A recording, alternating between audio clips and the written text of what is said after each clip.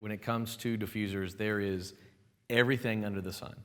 So what I'm going to show you are some of the products that I personally use in my business. It's not maybe the best, it might not be the worst, but it's the best for me in my style of shooting. So I want to kind of get that across right now, because inevitably I'm going to say some things and I'm going to show you some things, and there's going to be people that's going to say, well, that's not the best, I use this. And hey, and I get that, and it's very much like I said yesterday to you, I don't care what products you use, if it's a Radio Popper, it's a Pocket Wizard, or if it's another one, as long as you do the research and you feel that this is in your heart the right thing for your business, then that's the right decision.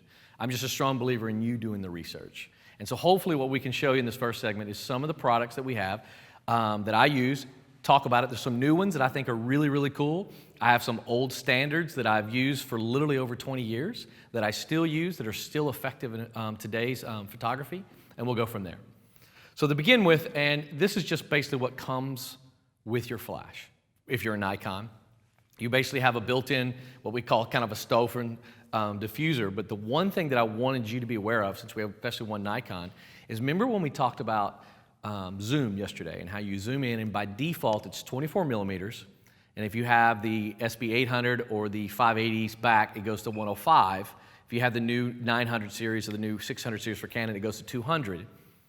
It starts off at 24. That's the widest. Unless you put on this little diffuser. This little diffuser that comes with Nikon, it has a little button on the inside that when you snap it on that flash, it's actually going to initiate that zoom to go to 14 millimeters. So not only do you have that piece of plastic that goes over your lens, over your flash to soften the light a little bit, but it's also going to have a wider lighting pattern. Same thing for Canon when you pull out that little diffuser that's built into it, which is where we're going next. I want to remind people, I know we showed it yesterday, but I want to remind people the little diffuser, this does diffuse some of the light. So right off the bat, you have a diffuser built into your flash. And I know a lot of people know about that. We talked about it being broke, so I don't want to really repeat myself. Canon does not come with one of those little diffusers. The ones that we use are called the Stofen products, and I have multiples of them. They come in different colors, greens and yellows to kind of help balance, and orange to help you balance out white balance, or you can use them as a gel if you wanted to, in a sense. They're really nice, and so they're very, very simple. Inexpensive, and an easy way to go, which again, I'm a strong believer, you don't need to spend a lot of money to diffuse light. You already have a lot of money in your flash. If you buy a Radio Popper system or another Pocket Wizard system or any other radio transmission device, that's more money. You don't need a lot of stuff to diffuse. All right, so these are the first ones that I wanted to go over. I wanted you to be aware. One little trick on the Nikon is if you look on the side where the little pin is, the little insert, the little part that sticks out, if you actually want to use it without it expanding to 14 millimeters, you can take a little knife and cut that little part out on the side. So when it snaps on top of your flash, it won't push that in, and so you won't have it automatically go to 14 millimeters. Okay. These are the guys that I've used from day one. I've used them my whole life. They're actually out of Texas, which helps me since I'm out of Texas again, south of Texas, right on the Gulf Coast. These guys are in central Texas between Austin and San Antonio. But years ago, when I was a crime scene photographer, back before TTL, right when TTL first came out, flash was a huge, huge issue for us because most crime scenes were at night. Or when I got there it was at night, I couldn't turn on a light switch in an accident scene in the middle of the road, or if I'm in a house, I couldn't turn on anything because it would contaminate the scene. So I had to learn how to use flash. And this guy right here, this little bounce, which I have and I'll show you in just a second, saved my world because it was simplistic, it was easy, and it basically, because back then, the shot that, if you remember yesterday when I overexposed and everything was just so white, we called that flash burn. And that was such a common problem back in the 35 millimeter days because you couldn't see what you were getting.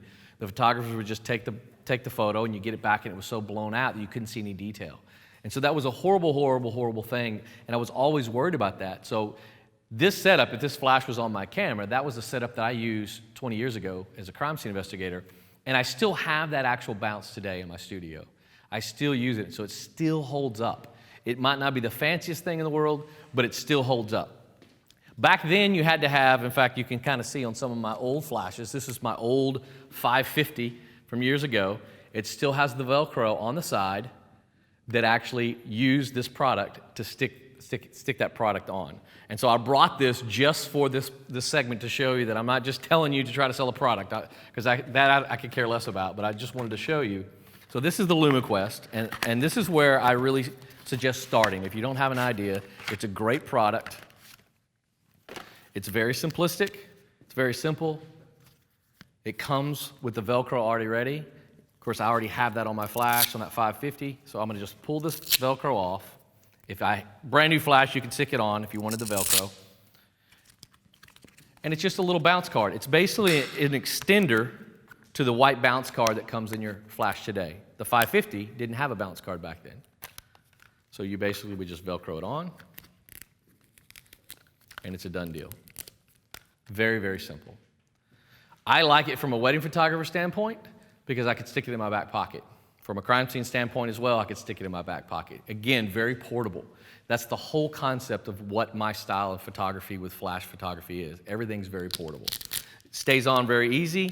The Velcro doesn't bother you at all, and it's very easy. One thing I forgot to mention yesterday while I'm talking about this, and it's a little off track, but I wanted to mention because I'll forget, is yesterday when I talked about the Velcro for the radio poppers, you have the fuzzy side and you have the non-fuzzy side. Put the non-fuzzy side on your radio popper if you do this, because the reason why, in your camera bag, this will stick to your camera bag, the fuzziness in your camera bag. So when you travel, this will stick and it won't move around. So that's why I have all the fuzzy on all this stuff. And then also on the LumaQuest is another thing that I like, is they really have built-in Velcro, the non-fuzzy, already on their products. And so I like that as well. So it actually, you just put the fuzzy on and it's going to stick. So you don't have to worry about losing or this getting hot and running off and it gets sticky or whatever else. So that's another thing that I like simple about this. So a very simple bounce card, in a sense. This is the product, like I said, I still have from 20 years ago. It's just simple. It's just simple. You can adjust the angle if you want to by the Velcro, however you want to do it. It's just a very simple diffusing panel. So, any questions on this? All right. Now, today, what they've done in LumaQuest, which I think is really, really nice, is they've made these Velcro straps. So if you don't want to stick Velcro on your flash, you have a brand new nice 600, and you just spent $500-$600 on it. They make these little Velcro straps. It's got a little, kind of like the bottom of a rug you can buy to put under your rug so they won't slip. It's kind of the same material. Just stretches around, and it's Velcros together. If I can put it on straight, I need another cup of coffee, it seems like. And then all their products will actually Velcro to that. So that's another nice feature if you don't want to put Velcro on your flash, and now everything works the same. And it won't come off. It's on there. And so this is nice. So when I use these products and I go into a wedding, and there's multiple products that I'm going to talk about here from this company, you just pull that off, and you can put on another one.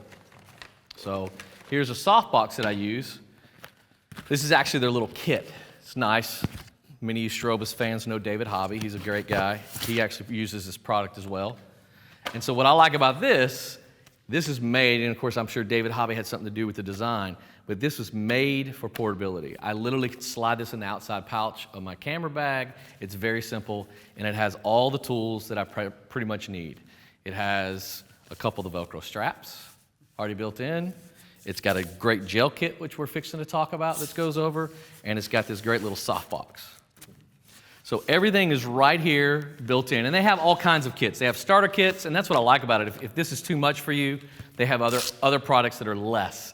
So there's something for you to get going.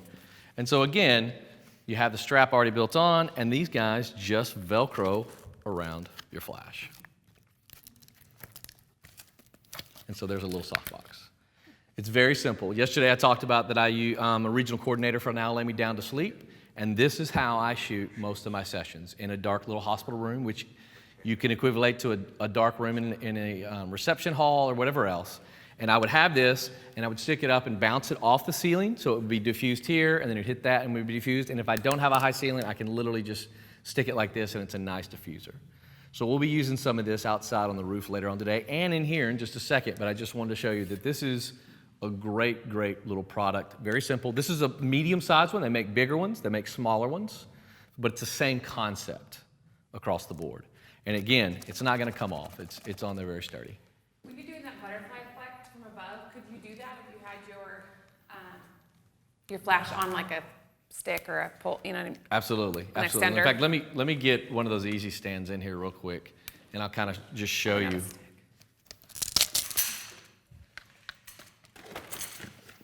Thank you. Yeah. No, you can leave it on. That's fine. That's fine. I'm just going to angle it. Thank you, ma'am. So, again, I'll put my Velcro on. Let me lower it.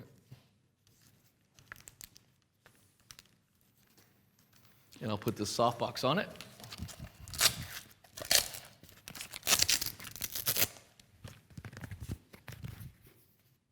You like that butterfly, huh? I did. I really want to try it, and I thought this would be. It's harder to do with a smaller light source, just no question. Everything is going to be more difficult to do with a smaller light source. So it'd be better to do it with the strobe, with the softbox on? Well, the 3x4 that we showed yesterday that I had with the hybrid, that is really what we use in our studio to create butterfly. We have that. I have a Manfrotto stand that goes up about 10 feet, 9 feet, one of the just like the grips, and you can slide up, and I push it up, and I angle it down. We angle it about 45-degree angles coming down on the person. So if you wanted to do that, it's basically if the person's standing here, I'd have it about right here, and you would create the butterfly. So it's coming down, it's hitting their nose, causing that shadow, and causing the shadow underneath their chin. And that's the whole concept. But you don't want to do it too far back, because then you're going to start getting the shadows underneath their eyes. Okay. So it's enough forward, and that's why that reflector underneath that we talked about is so nice, because when this light does come down and hits that reflector, it will bounce some up and get into their eyes and not cause that dead eye look. All right. But this is how I would actually go into a wedding as well. If I want a softbox, I have this is my setup. Literally, as you saw, I can just pick this up, run wherever I want to go, which in my age, I don't run anymore because I'm too fat, but then come back and be able to lay it down. So it's very easy. And as she was starting to do, when she brought it out, I can literally, if I need, I can just unscrew this, since the little black piece of plastic does come off, and I can just put that anywhere on the table.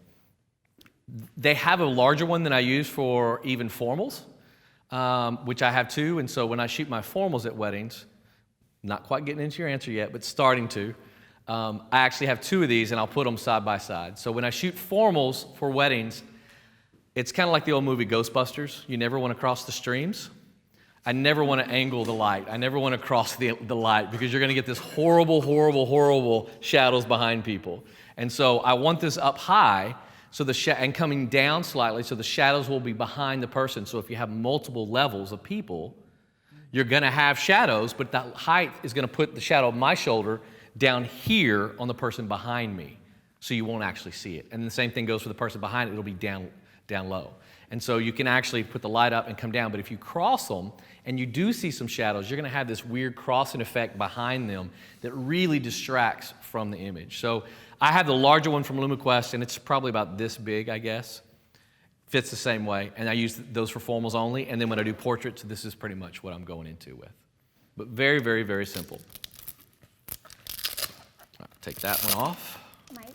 Yes, I'm sorry. So the larger the softbox, does it take some of the power out of the flash? It's a great so question. How many stops? Yeah, you're going to lose, and that's why I like using these inside more than outside as a general rule. Okay. You're going to lose generally, and that's not a scientific answer because it changes depending on how much light, but you're going to lose about a stop of power going through a diffuser panel with a flash.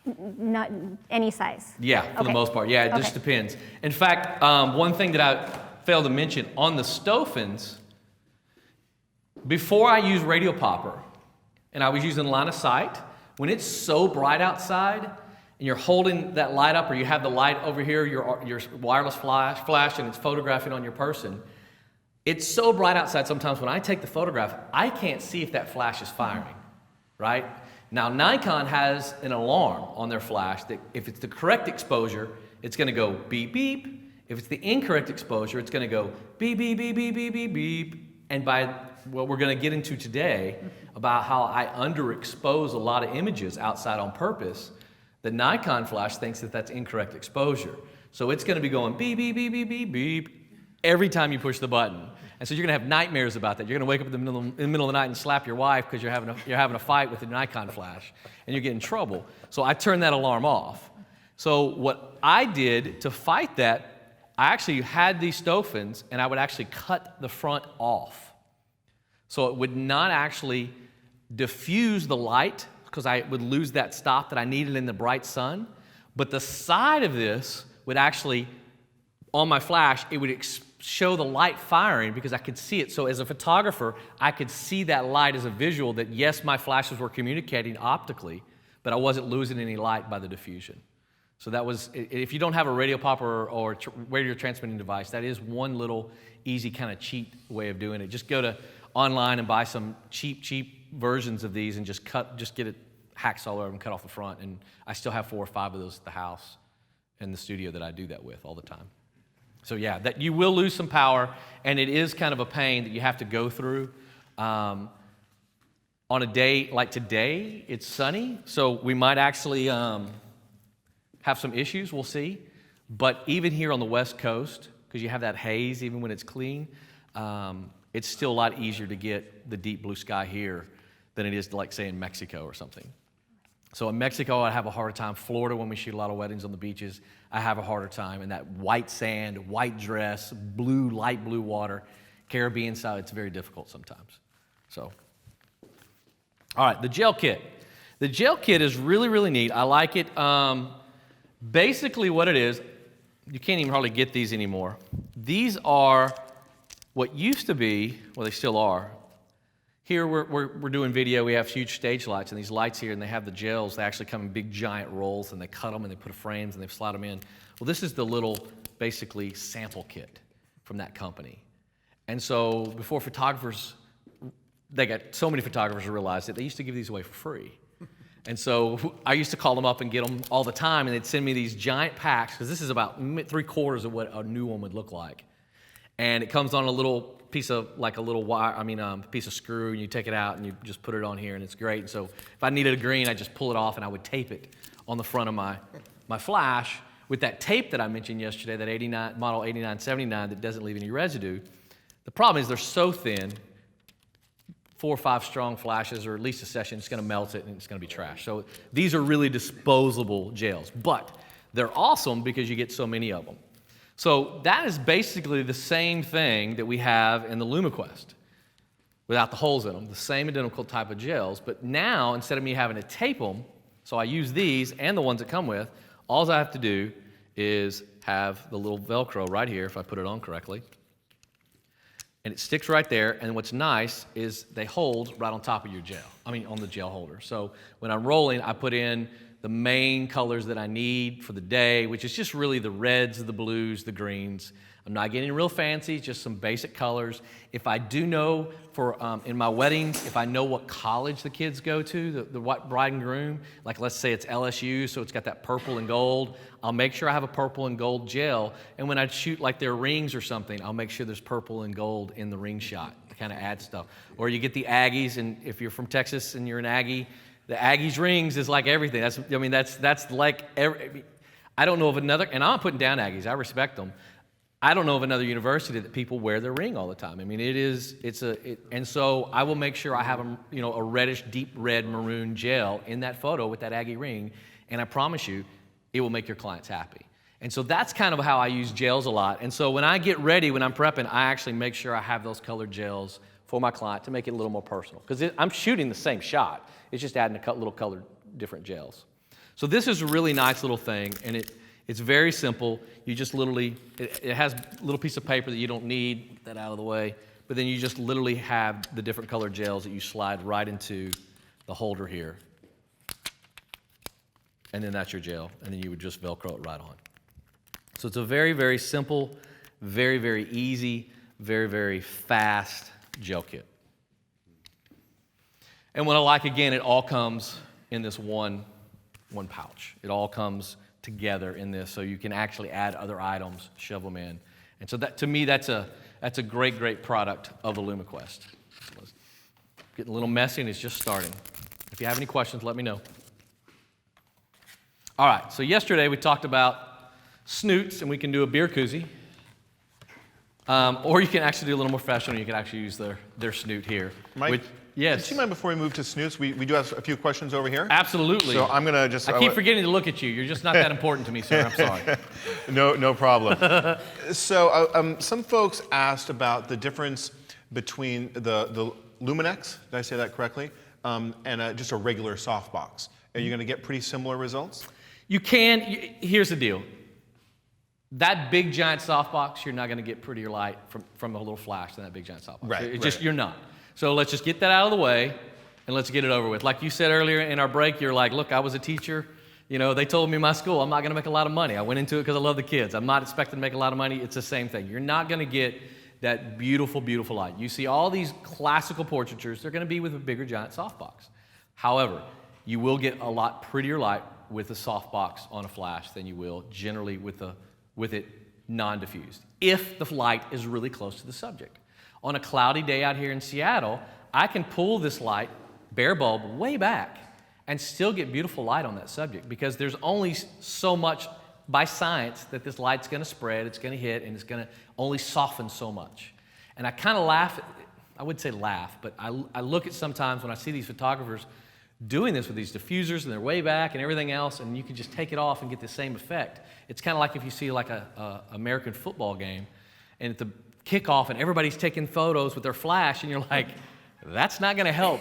You're in section 600. They're down at the 50-yard line. That flash or that point and shoot is just not going to reach them. And it's kind of the same concept. But it goes back to marketing. Same thing with cameras. The bigger the megapixels in consumers, the better the camera. And that's really not true.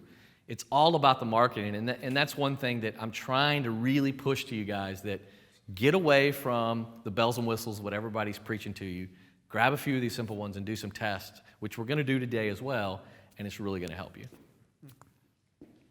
You got another one? Or are we good? Okay. Thank you so much.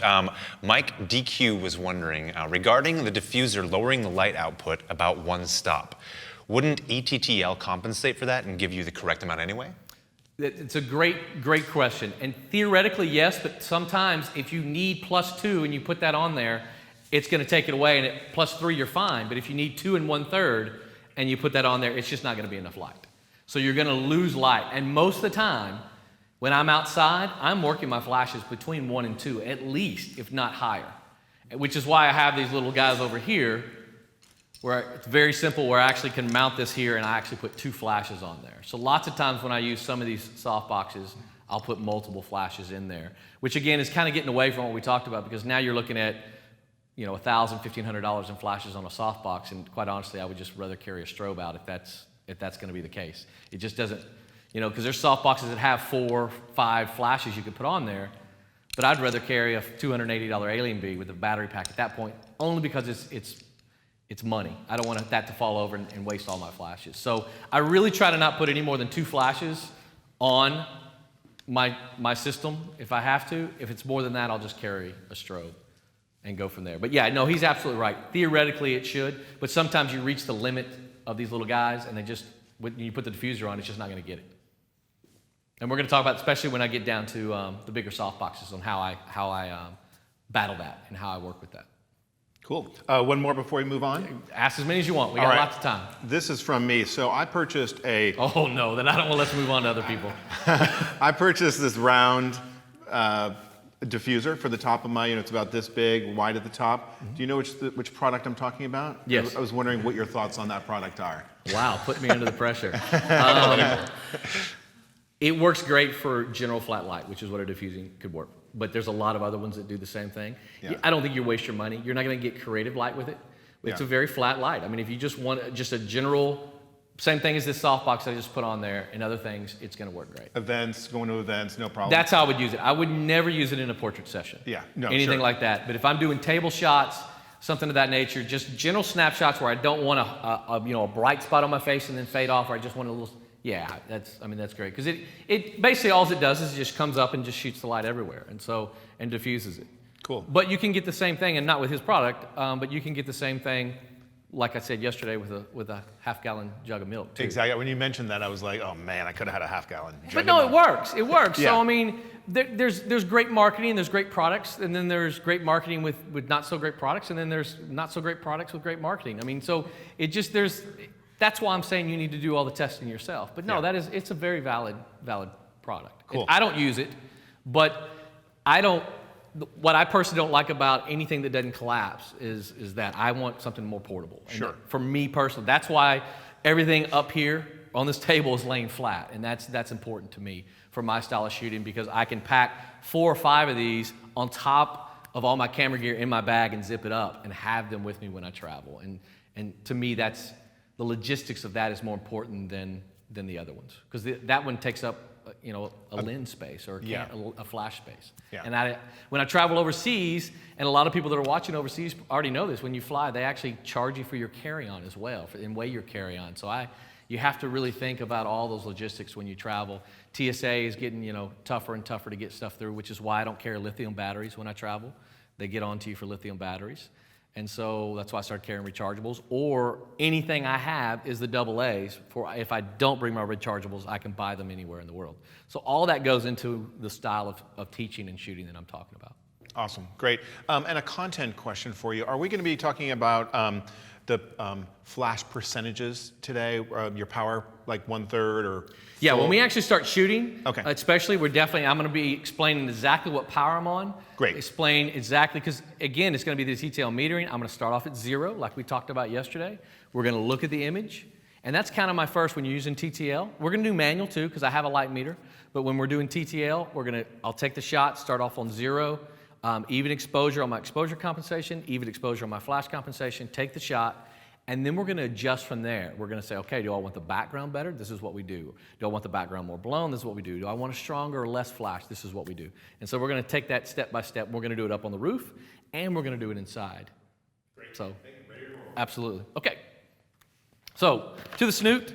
I wouldn't say it's a little cumbersome, but I like it. I most of the time don't use this, but I'll explain what this is. So basically, just the general snoot, again, just fits right on. First of all, it has the same built-in Velcro on the inside, so you don't have to worry about losing the Velcro, which I like. And it just fits right on. So it's very easy, just snaps right on. And then you have this little thing that actually tells you how many inches, because the farther out, the tighter, and so you can actually just roll this up. And then it just kind of goes in here, and you can get the different amount of light that you want. So you really can get this really, really fine-tuned. Kind of looks a little goofy, but it's very effective. And I like that it's very portable, sits in my pocket, sits in the camera bag, as we talked about. And that's even tighter than a long neck beer bottle. So this really, really gets you a really tight light beam. And we're going to show some examples in just a second when I start going through all these, but I want to make sure we get through everything first, and then we'll go back and show some examples. Can I ask you a quick question on that though? Like, how would that be, or in what situation would you use that differently rather than just zooming your lens? Well, you saw when we zoomed yesterday, it did get still a little wide. Sure. So if you even did a zoom and you did this, it would be a very, very tight. I mean, you could do like the old Hollywood spotlight, snoot right on their face. Mm-hmm. I mean, you literally could fine tune the light exactly where you wanted to go. And I keep joking about the long neck beer koozie. That's nice, but the problem is that it's real flimsy. This is really firm, and you could even tighten this down, and you could put a piece of tape over it if you wanted to get it, as tight as you wanted that band of light to come out. And so that's why I kind of like this product. It's very, very simple, and it really, really tightens it down. And there's not a lot of snoots out there. You think there are, and I bought some neoprene ones, which worked great at first, but then by me throwing them in my camera bag, putting them flat, they started losing their form, and they really just didn't hold up very well. And so I found this product actually holds up better for me than some of the more, more easier to travel with, but they don't hold up that long. So this one literally just unfolds. It has and I know people that get real scientific. I had a ton of emails yesterday on saying they wanted more detail on all these little things, and unfortunately this is a basic Speedlight class, and for me, I am a detailed nut freak, but you don't need all that detail nut stuff to really make great photos, and I think that's what I want to try to pass. So you have the 1 inch, 2 inch, 3, 4, 5, and 6. I really don't ever pay attention to that. When I use it, I literally just put this in, and I'm good, and I roll with it.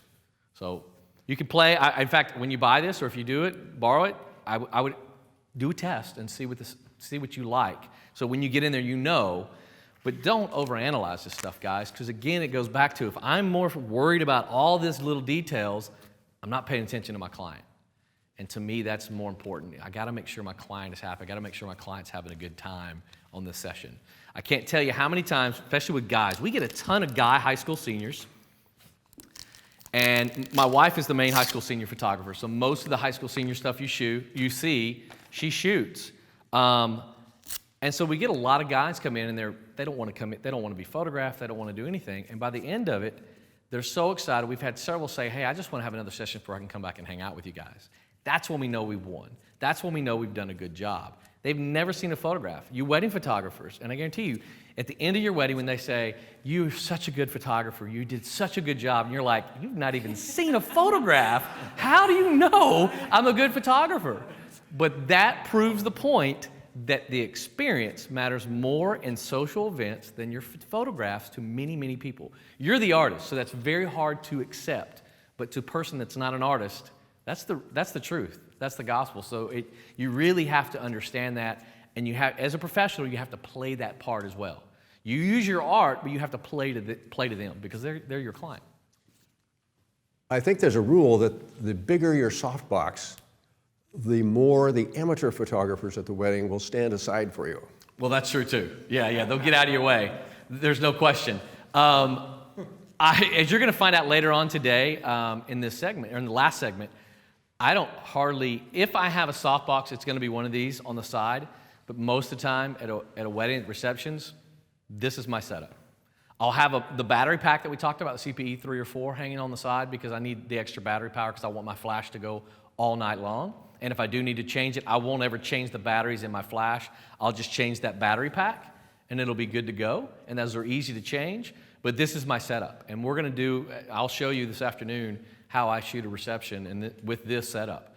And it's very easy, it's very simple. And the problem is I used to come in with big soft boxes at weddings and stuff, but then we'd have these dance floors and people would trip over them. And they, and I had one that probably could have sued me because it fell onto a table and broke some of the tables. Thank goodness I'm a member of the PPA and they would have covered me, but they didn't sue me. But it didn't leave a good taste in their mouth about me as a professional. And so since then I went smaller and smaller. That's why I like the Denny's Easy Stands. And I would put a little sandbag on it just to keep people from kicking it over, or one of those little clamp weights that you can get for like a boom stand. I would just clamp it onto the leg down here, and I would be good to go. So yeah, I try to get away from the bigger light stands.